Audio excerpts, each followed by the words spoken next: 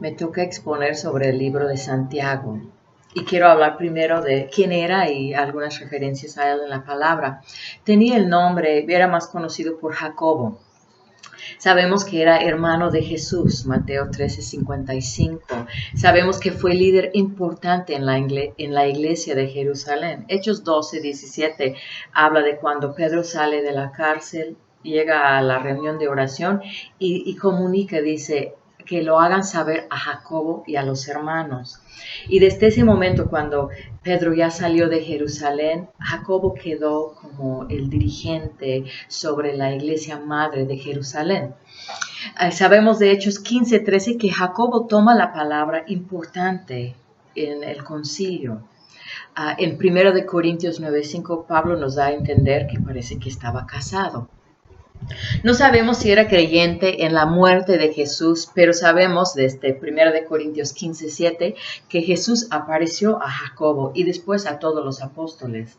Y sabemos que en Hechos 1:14 él estaba entre todos los discípulos esperando en Jerusalén el derramamiento del Espíritu.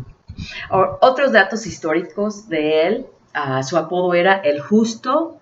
Era un hombre de oración que decían que tenía rodillas como de caballo, tanto callo sobre su rodilla por orar.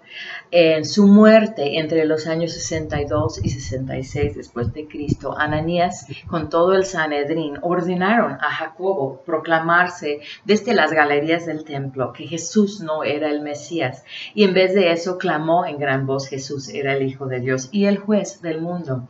Y furiosos lo tiraron, lo apedrearon, lo mataron, y él mientras orando: Padre, perdónalos porque no saben lo que hacen. Su relación con Pablo el apóstol. En Gálatas 1:19, Pablo dice que vio a Jacobo cuando subió a Jerusalén en los primeros años después de su conversión. Fue considerado como columna de la iglesia, y en Gálatas 2:9, Pablo dice que Jacobo le dio la diestra en señal de compañerismo, Pablo a los gentiles y ellos a la circuncisión. También en Hechos 15:13, Jacobo toma palabra importante y decisiva en el concilio a favor de Pablo y los gentiles. Y también en Hechos 21:17, Pablo, yendo su última vez a Jerusalén, entró a ver a Jacobo con todos los ancianos, y Pablo inclusive toma el consejo de ellos. Es importante saber de esta buena relación entre ellos y después vamos a ver por qué. Ok, ¿a quién escribía? Bueno, escribía entre los años 45 y 60 desde Jerusalén, en el periodo de la expansión del Evangelio. Dice que escribe a las 12 tribus que están en la dispersión o diáspora.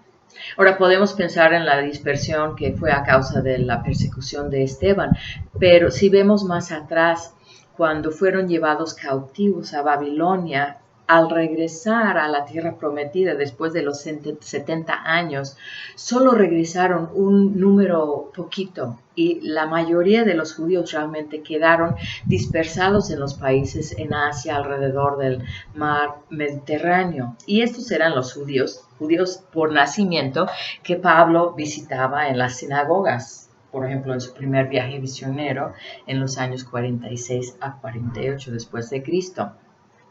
Entonces, este libro fue escrito en ese tiempo cuando aún no había llegado esa separación definitiva entre los creyentes hebreos y los judíos inconversos. Entonces, realmente, al considerar que fue o Gálatas, los primeros libros escritos, vemos que en ese tiempo todavía existía una fuerte tensión entre los de la circuncisión y los gentiles.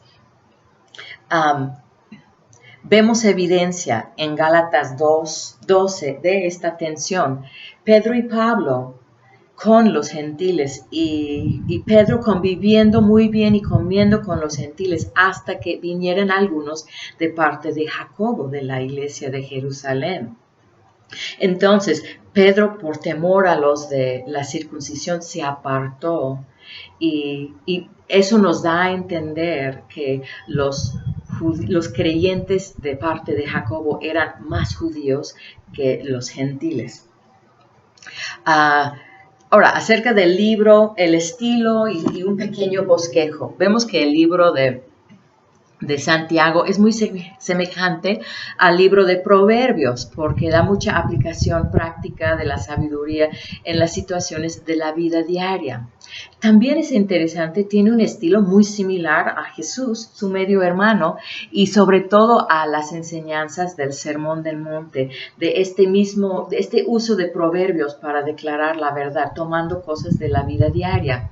Sabemos que Jacobo creció en el mismo contexto familiar y con la misma herencia cultural que el Señor Jesús. Algunos ejemplos de estas ilustraciones comparativas que él tenía en Santiago 1:6 compara el que pide con duda o con doble ánimo, lo compara a la onda del mar y ser arrastrado por el viento y echada de una parte a otra. En Santiago 1:23 vemos una comparación, tomando el que es el oidor y no hacedor de la palabra, como alguien que se mira en un espejo, se considera, se va y se olvida. En Santiago 3 y 4 hace unas comparaciones de cómo controlar la lengua. Habla de una nave grande que es dirigido por un pequeño timón. Habla de un caballo y dirigirlo con un pequeño freno en la boca para dirigir todo el poderoso cuerpo del caballo. En Santiago 3, 11 y 12 hace una comparación de bendición y maldición saliendo de la misma boca, usando la ilustración de una misma fuente que echa agua dulce y agua amarga, o una higuera que produce también aceitunas, o una fuente que echa agua tanto dulce como salada. Un sencillo, muy básico bosquejo del libro de Santiago podría ser así. Capítulo 1, hablando de la naturaleza de la verdadera religión. Capítulo 2, 1 al capítulo 3, versículo 12, podríamos decir que es la naturaleza de la verdadera fe. Y la última parte de capítulo 3, versículo 13 hasta el final, podríamos decir que habla de la naturaleza de la verdadera sabiduría, su definición en proyectos comerciales, problemas laborales, en la espera del Señor y en medio de aflicción. Ahora llegamos a un texto que ha causado mucho problema para algunos a través de los años. Se centra en el Santiago 2, 24 y dice: vosotros veis pues que el hombre es justificado por las obras y no solamente por la fe. Ahora, esa declaración ha sido un rompecabezas para muchos, inclusive Martín Lutero dijo que es un libro de paja, demostrando su desacuerdo con eso que dijo. Y parece que contradice lo que está escrito en Romanos y Gálatas por Pablo el apóstol. Ok, entonces vamos a volver a la relación de Pablo y Jacobo. Nunca vemos que están uno en contra del otro. Al contrario, vemos unión, vemos respeto y apoyo mutuo. Recordando, en Gálatas 2:9 le da la diestra de compañerismo. Pablo a los gentiles y ellos a la circuncisión. Dos enfoques ministeriales. Ahora, Jacobo no era contrario a Pablo, pero es evidente que había una observación más estricta de la ley entre los judíos de Jerusalén que el de Pablo, y eso es el mismo concilio no pidió a los gentiles, lo que ellos obviamente estaban observando aún. Seguramente Jacobo veía que venía esa separación y ellos no sabían realmente qué estaba sucediendo. Nosotros podemos ver atrás y ver muy claramente cómo se iban desarrollando las cosas, pero obviamente Jacobo vislumbraba que esto venía y que el olvido del sistema de la ley iba a llegar y podría contribuir a un descuido en la conducta, deshonrando el nombre de los creyentes y su Señor.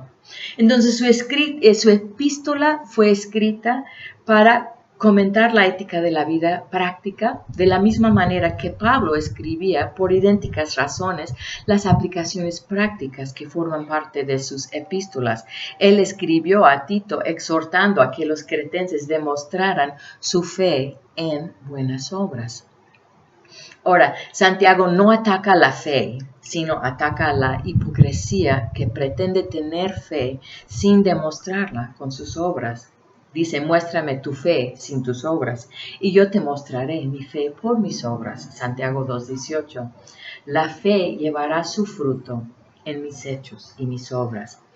Vemos como Santiago habla de fe sin obras, algo que va junto, y también habla de ser oidor y no hacedor, otra pareja de cosas que tienen que ir juntas. Obrar sin fe. Ok. Uno puede hacer buenas obras por motivos que no provienen de la fe en Jesucristo. Un ejemplo, en nuestros tiempos, mucha gente hace buenas obras cuidando defendiendo los derechos de animales del circo, del toreo o maltrato por seres humanos, y es algo muy bueno. Pero de entre ellos no hay quienes a veces que se levantan voz contra el aborto de seres humanos, porque la sabiduría que les dirige no nace en el temor de Dios. Así que son obras sin fe en Él. Esto aplica igual con gente que es hacedor de buenas obras, pero no oidor. Fe y obras tienen que ir juntas, así como el oír como el hacer y el hacer con el oír. Ahora, Pablo ilustra con Abraham en Romanos 4, hablando de que la fe es la base de nuestra aceptación con Dios. Y ahora Santiago también usa como ejemplo a Abraham en Santiago 2:23, demostrando cómo mis obras hacen evidentes mi fe.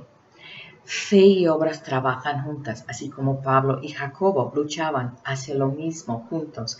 El mensaje de Pablo a los gentiles como el mensaje de Jacobo a los judíos da un completo.